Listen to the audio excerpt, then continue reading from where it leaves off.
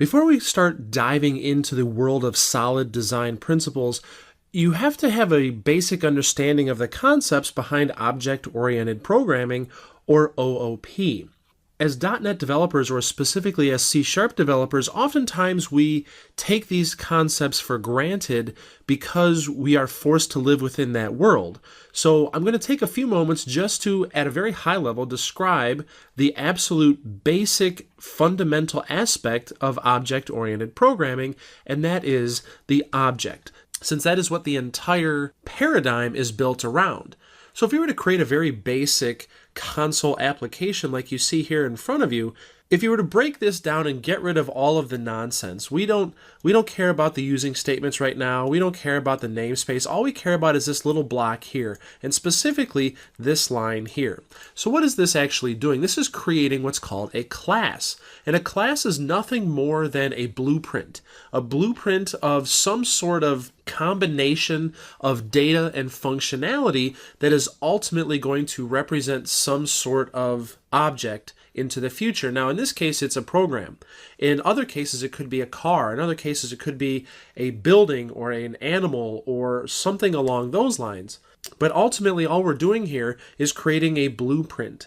Now, this blueprint is ultimately going to be used along the line somewhere to create some sort of object that we can base our entire application around. Now, it may be a single object, it may be a series of objects, but ultimately that particular object is what we're going to build the entire concept of our application around.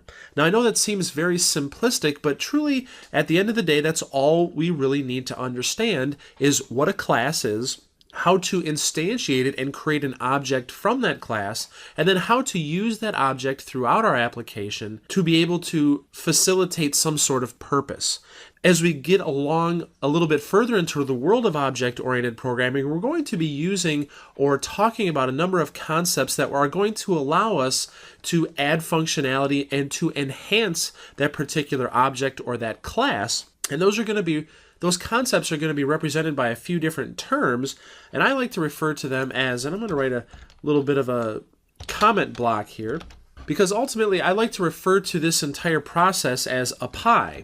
So P-I-E. So the A is we're going to talk about a concept known as abstraction. And then the P is going to be the concept known as polymorphism. I is going to stand for inheritance.